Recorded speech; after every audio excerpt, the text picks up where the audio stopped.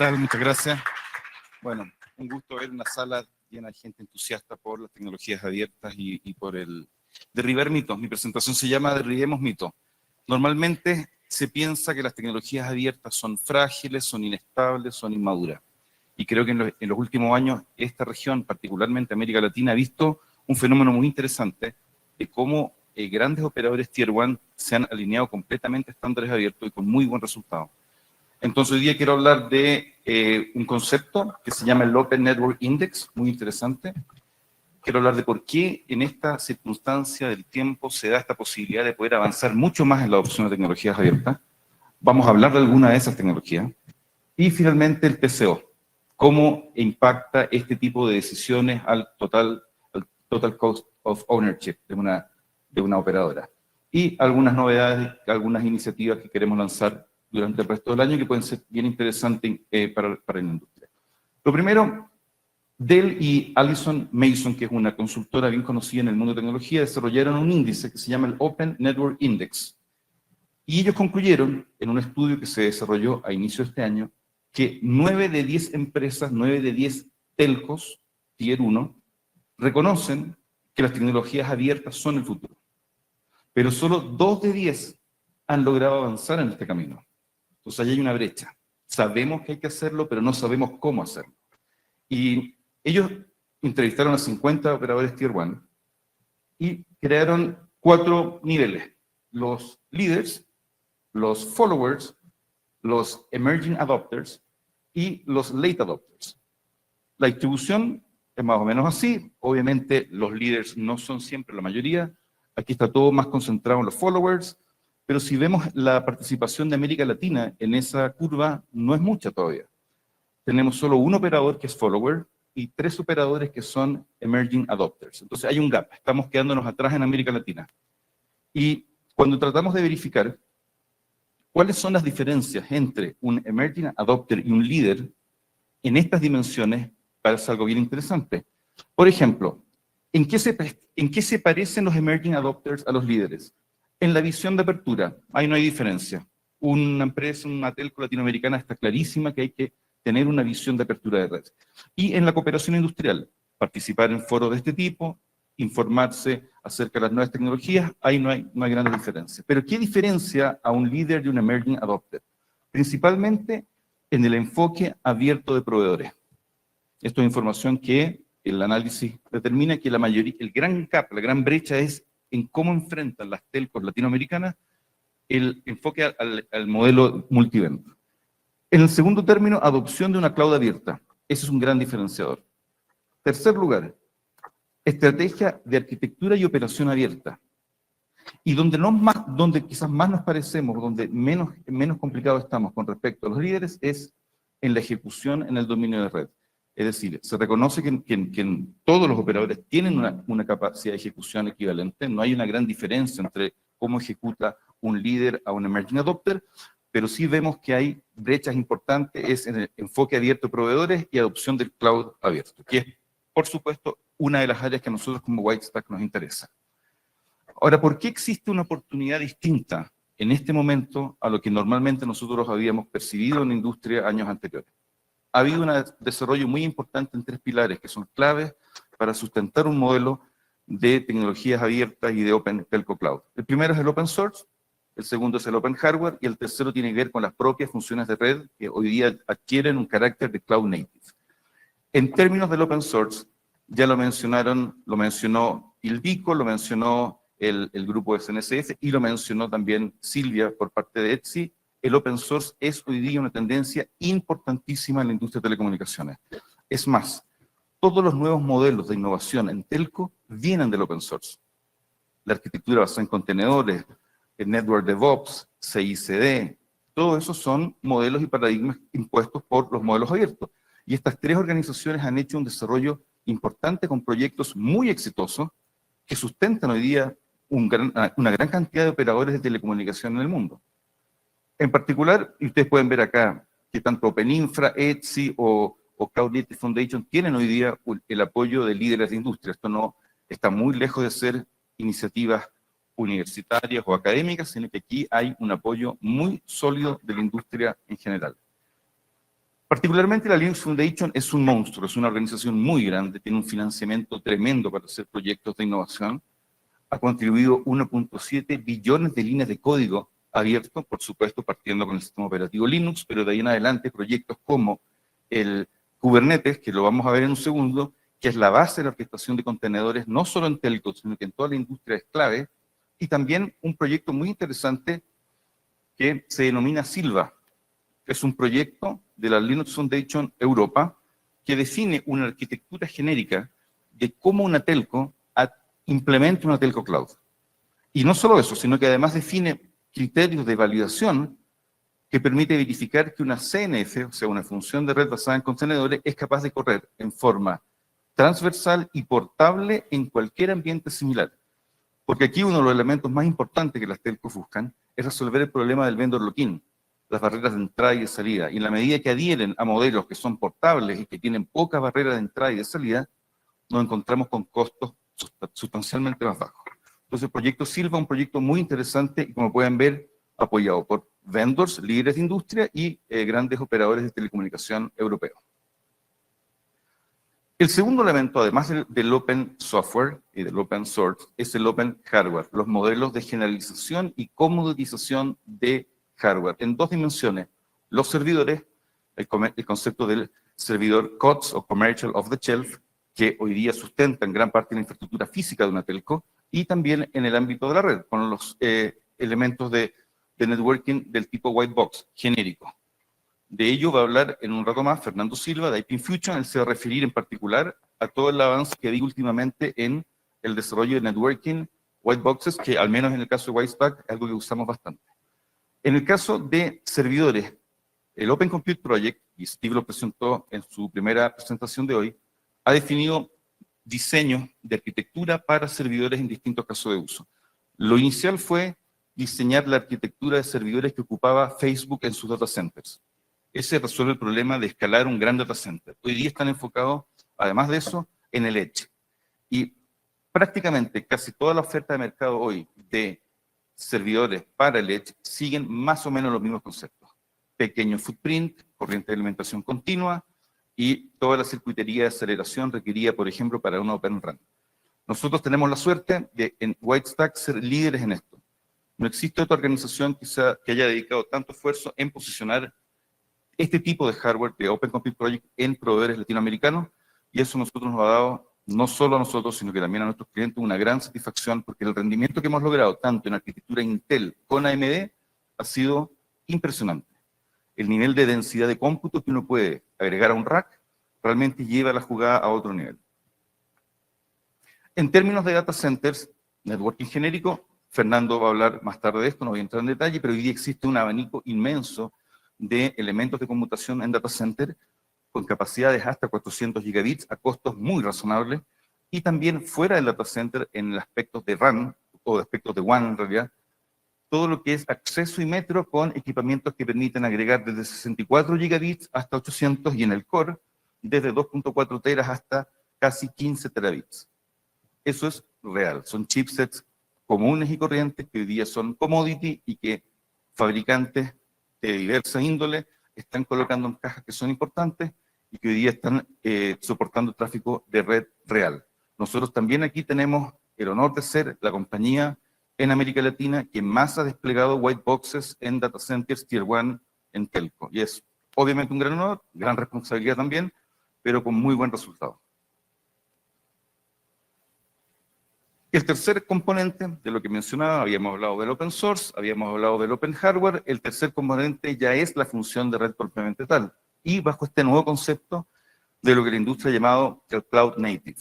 Cloud Native hay una definición muy completa que ustedes pueden encontrar en la web de la CNCF, pero en términos muy simples, es crear y ejecutar aplicaciones escalables en entornos dinámicos. Eso es lo que la mayoría de la industria de TI quiere, y también la industria de telecomunicaciones.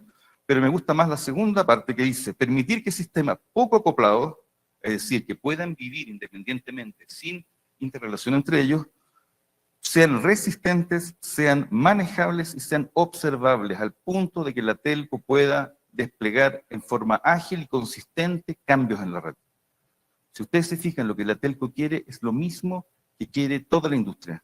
Por tanto, ahí nos estamos alineando y eso es muy importante. Estamos adhiriendo a patrones de otras industrias que nos sirven perfectamente.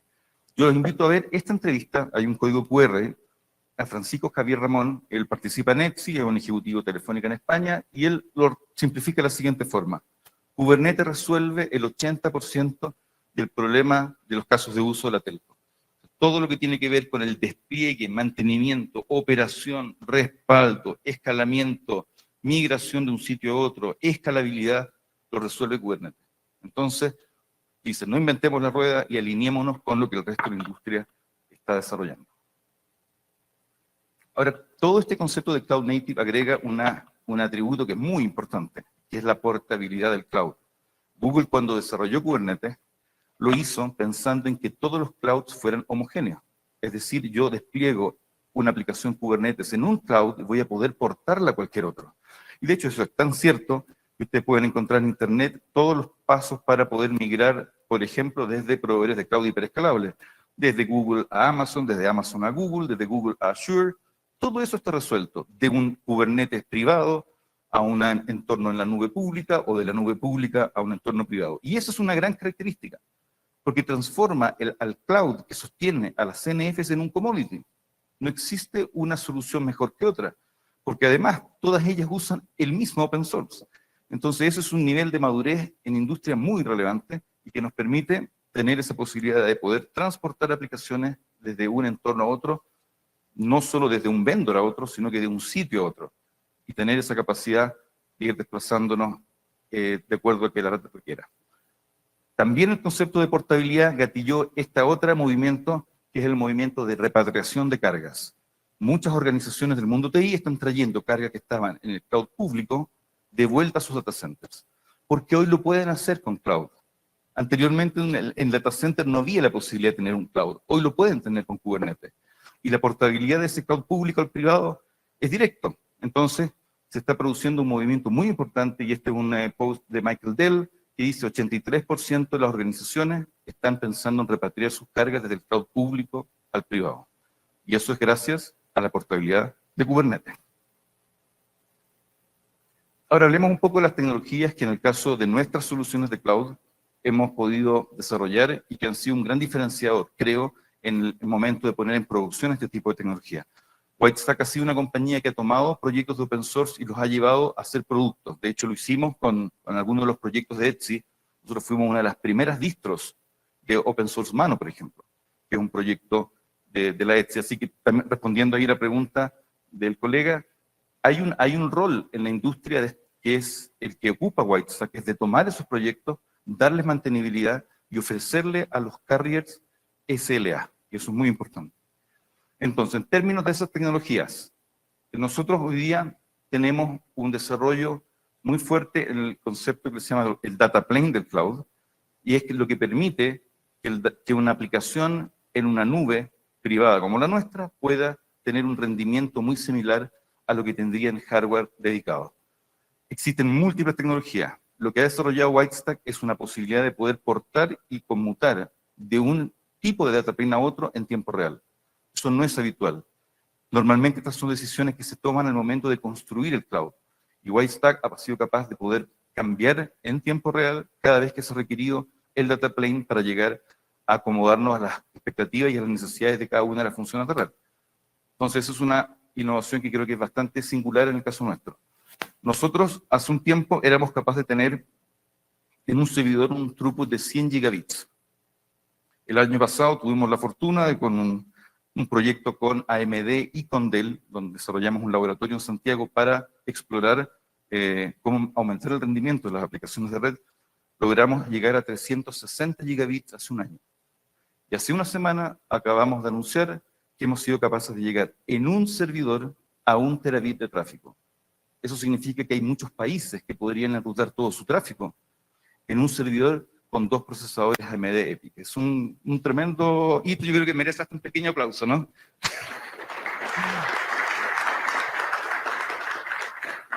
Y por supuesto agradecemos a AMD y a Dell que nos contribuyeron con el hardware necesario para poder lograr este hito.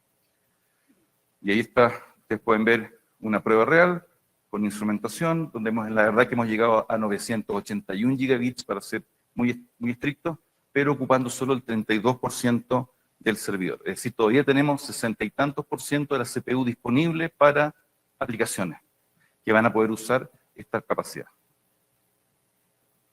Un segundo diferenciador nuestro, y aquí entra un diagrama que es un poco más técnico, pero el concepto general acá es el gran problema o el gran desafío que le impone la telco a una función de red es la integración con su red. Su red MPLS tiene BRF y hay que hacer una integración bien complicada, bien sofisticada. Nosotros hemos logrado ser muy buenos en eso y tenemos hoy día la posibilidad de lanzar pods de Kubernetes que atachan a BRFs específicas de la red MPLS del operador. Eso permite que una determinada función de red solo tenga acceso a las redes que le corresponden, manteniendo todos los niveles de seguridad que se requieren. Y además de eso, nosotros tenemos la capacidad de señalizar hacia la red usando el protocolo estándar de una telco para hacer movimiento de tráfico, BGP4.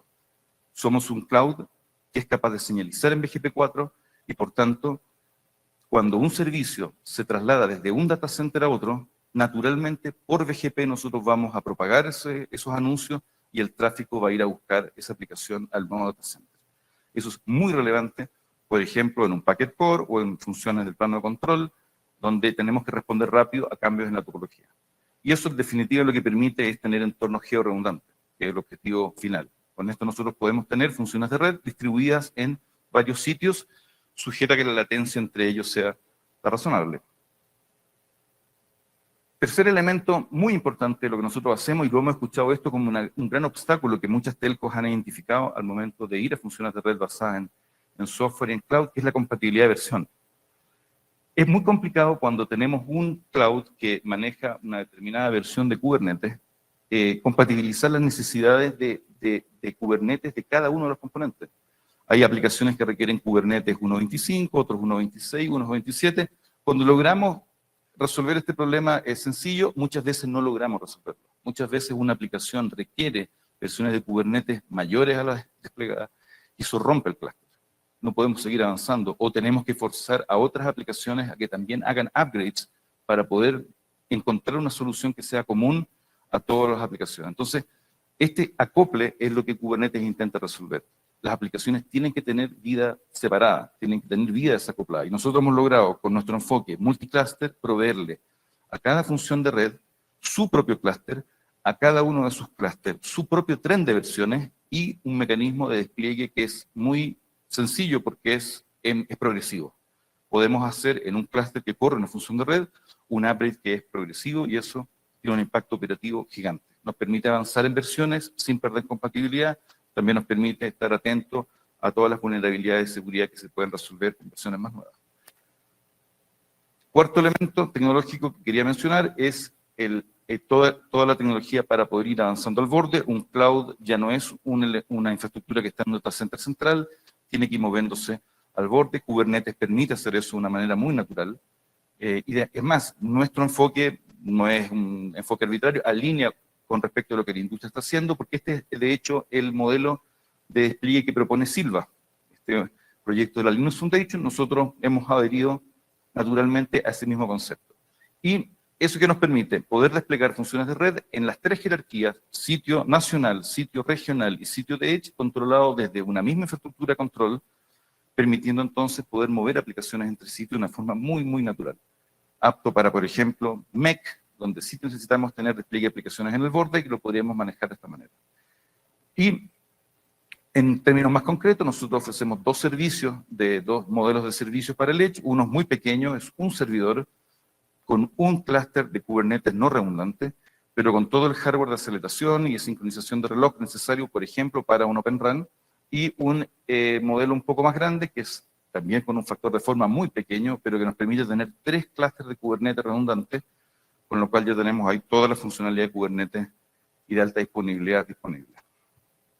Eso entonces son algunas de nuestras tecnologías y lo hemos podido poner a prueba, por ejemplo, en despliegues de Open RAN, donde con Airspan, Dell y Whitestack desplegamos un despliegue, como se indica acá en el dibujo, que incluye un 5G Core sobre OpenStack virtualizado, una Virtual Central Unit de Open RAN corriendo en Kubernetes también virtualizado y una Virtual Distributed Unit en Kubernetes en el borde, conectado a una estación base y un terminal 5G con hasta 750 gigabits de tráfico logramos en esa prueba. Eso en cuanto a la tecnología. Y para ir terminando, el TCO, que es muy importante, y yo creo que todos han vivido esta experiencia de encontrarse con clouds que son complejos y al momento de poder usarlo nos encontramos con algunas dificultades, ya sea en costo, ya sea en flexibilidad o puede ser también en costos de licenciamiento. Creemos que eso es un problema y lo que las tecnologías abiertas ofrecen es una solución consistente en varios aspectos. Y consistente significa que esto es aplicable prácticamente a todos los entornos que se desarrollan sobre esta base tecnológica. Un menor TCO, porque al final el TCO tiene que ver con el costo total de uso, no la primera transacción. Los costos de operación de las tecnologías abiertas son más bajos. Una mayor capacidad de innovación, porque como hemos visto, casi todos los modelos a la cual la telco está yendo vienen del mundo del software abierto. Mejor evolución, con la cual no solo podemos obtener acceso a nuevas funcionalidades de manera más rápida, sino que además podemos mantener nuestro hardware actualizado de una manera mucho más sencilla que lo que podemos hacer cuando tenemos entornos que no están en el modelo cloud. Un menor vendor lock-in, naturalmente, por hacer tecnologías abiertas, mayor compatibilidad, porque las tecnologías abiertas ofrecen APIs que son estándares, y entre un vendor y otro voy a tener las mismas APIs, entonces los esfuerzos de integración tienen un retorno muchísimo mayor, y también mejor escalabilidad. Todos estos diseños, OpenStack, Kubernetes, están pensados bajo un modelo hiperescalable, lo que significa que la escalabilidad es un elemento esencial, y están diseñados para poder escalar a niveles muy altos. Y por tanto, en un ambiente de operadores latinoamericanos, donde a veces tenemos varios sitios, varios países en algunos casos, un modelo basado en tecnología abierta ofrece mucho mejores prestaciones en aspectos de gestión de este tipo de infraestructura, con lo cual al final los proyectos logran ser más exitosos. De esto va a hablar un poco más Víctor Corral de Telefónica, que va a contar su experiencia en términos de adherir a modelos de tecnologías abiertas en producción. Ahora aquí les quiero dar una receta. Si alguien tuviera algún interés de obtener un TCO alto, hay una receta infalible que consiste en hardware específico más software propietario y eso multiplicado por el vendor lock-in. Con esto no fallan. Van a tener consistentemente un TCO muy alto. Por el contrario, cuando pensamos en reducir el TCO, hay que hacer la operación inversa. Y yo creo que tiene que ver con hardware eficiente, hardware genérico, con procesadores x86, tiene que ver con software también abierto que nos permita agilidad y tener un tren de actualizaciones mucho más rápido y con una apertura hacia el vendor. Con estas tres componentes, naturalmente uno obtiene un TCO mucho más bajo. En el caso nuestro, nosotros adherimos a dos modelos comerciales. Uno tiene que ver con el típico modelo de suscripción por OPEX. El modelo de OPEX tiene el problema que impacta el EBITDA. Por tanto, las telcos que han tenido experiencia explotando CAPEX se sienten más atraídas por el modelo CAPEX. Por tanto, nosotros tenemos un modelo comercial que se basa en CAPEX, licencias perpetuas, que ofrece, creo, un mejor TCO, pero además un mucho menor impacto, casi nulo, en el EBITDA de la compañía. Y para terminar, quiero hablar un poco del futuro, de qué es lo que nosotros vemos que debería ocurrir en los próximos meses, y tiene que ver con algo que todos ustedes han estado viendo en la prensa. Cuando uno se pone a pensar cuál es la siguiente gran aplicación consumidora de cómputo, probablemente tenga que ver con los modelos de lenguaje de gran escala de inteligencia artificial. Esas son aplicaciones que consumen otro nivel de cómputo y que nos permiten, lo que ustedes han visto, Gemini, ChatGPT, ese tipo de rendimiento y de funcionalidades. Meta ha lanzado al open source modelos ya preentrenados en distintas versiones que son equivalentes a lo que ustedes pueden encontrar en las otras ofertas de modelos de inteligencia artificial. Por ejemplo, el Llama 3.1 tiene en una de sus ediciones 8 mil millones de parámetros, 70 mil millones de parámetros y 450 mil millones de parámetros. Este modelo, el de 450 mil millones, es el equivalente a lo que ustedes han visto en la prensa como motores de inteligencia artificial que son capaces de resolver problemas complejos. Bueno, esto no corre en pequeñas máquinas. El modelo más pequeño puede correr en un gran servidor con una GPU. pero el modelo de 450.000 millones de parámetros requiere una infraestructura de cloud. Requiere múltiples GPU, múltiples procesadores y coordinación entre ellos. Por eso nosotros vamos a trabajar en esto y estamos liberando nuestro producto White Cruiser, que es una distribución de Kubernetes que ya soporta GPUs de NVIDIA en el release que estamos liberando ahora en Q3 y que en el Q1 del próximo año va a soportar también GPUs de AMD, Instinct. Con eso vamos a tener cubiertos prácticamente todo el mercado de aceleraciones de GPU disponible. Y en el caso de White Cloud, que es nuestra solución de IaaS basada en OpenStack, vamos a soportar ambas GPUs, AMD y NVIDIA, a fines de este año en nuestro release Calafate, que es el nombre que usamos nosotros son ciudades latinoamericanas para las versiones de White Cloud. Así que eso es lo que se viene en el corto plazo, no es un futuro muy lejano y creemos que la telco de alguna manera se va a beneficiar de poder explotar sus propios modelos de LLM local y no externo con este tipo de infraestructura. Así que eso es lo que les quería contar. Muchísimas gracias y quedo atento a cualquier pregunta. Muchísimas gracias. Y sí, tenemos algunas preguntas en la aplicación. No sé si alguien aquí también quiere levantar la mano para hacer. Okay. Bueno, mientras te llevan el micrófono, empezamos por aquí. Tenemos una pregunta de Felipe Covarrubias. ¿Cómo se puede mitigar que las actualizaciones de la misma infraestructura requieran que todas las apps se migren o sea el mínimo impacto, ya que al día de hoy eso no es posible? Eso depende de, hay distintas soluciones. Nosotros en White Cruiser, que es una plataforma orientada a los contenedores, o sea, con un simple runtime de Kubernetes no lo puedes hacer, pero con White Cruiser nosotros tenemos resuelto ese problema con la posibilidad de poder hacer rolling upgrades. Eso significa, tenemos funciones de red con su propio clúster y podemos desplegar progresivamente en ese clúster un cambio de versión, un rollout de versiones, sin afectar lo que está en producción, porque vamos moviendo las cargas de trabajo mientras realizamos ese upgrade. Eso es un modelo de servicio diferente y que se basa en nuestro producto White Cruiser. Gracias. A ver, por aquí en la sala. ¿Todavía no tiene el micrófono? Bueno, mientras se lo acercan. Tenemos otra pregunta de Badi René Guerra. ¿Cuál es el camino recomendado para que una telco adopte un enfoque multivendor de bajo riesgo? Bueno, es una muy buena pregunta. Nosotros creemos que, como en cualquier proyecto de innovación, es necesario partir pequeño. Muchas veces la telco se pregunta, ¿estamos listos para un Open RAN? Claro, esa es una decisión muy importante. Y probablemente no haga mucho sentido que sea la primera gran decisión que tomamos en el mundo, en la adopción del mundo abierto.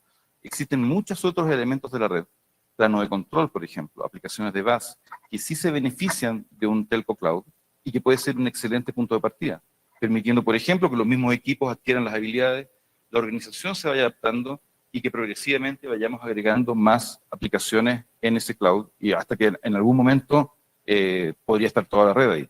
Y Víctor lo va a mencionar un rato más, hoy día hay operadores que tienen un gran porcentaje de sus aplicaciones corriendo ya en infraestructura abierta. A ver, aquí en la sala.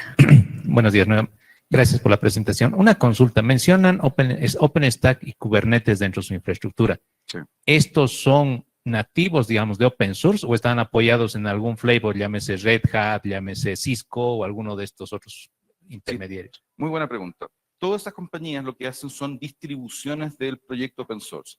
Nosotros somos otra distribución del proyecto open source.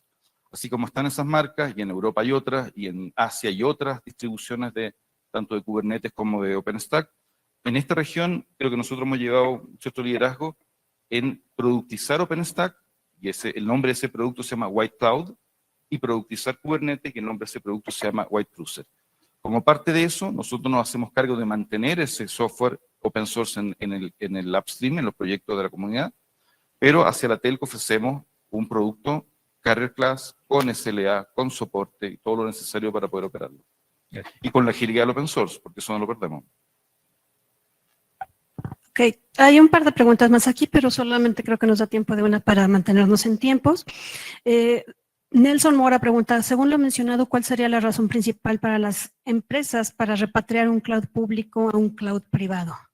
Hay un estudio muy interesante, se llama The $1 Trillion Paradox, por si lo quieren buscar, es de una consultora bien reconocida. Y ellos dijeron, el primer gran driver para repatriar es simplemente costo. el cloud público a organizaciones que son intensivas en cómputo, al parecer les está significando un costo muy alto, un OPEX gigante, al punto que en ese informe ellos dicen, Dropbox movió de cloud público a cloud privado, obtuvo tales ahorros que el precio de acción subió. O sea, su valoración bursátil cambió. O sea, es muy importante el nivel de costo que se puede incurrir cuando uno está en un modelo de OPEX versus un modelo de CAPEX como este tipo de infraestructura. Entonces ese es el principal driver. Y hay otro, latencia, seguridad y legislación. Por ejemplo, un gobierno latinoamericano no debiera querer que los datos de sus ciudadanos estén en un cloud público en el extranjero. Entonces, ese tipo de modelo, ese tipo de caso de uso justifica plenamente una repatriación hacia data centers locales. Perfecto. Bueno, queda una última que después sí puedes ver en la aplicación, Sí, lo respondemos es algo fuera de un línea. poco más técnico sobre actualizaciones de CNF. Y pues bueno, un aplauso a Miguel, muchísimas gracias. Sí, encantado.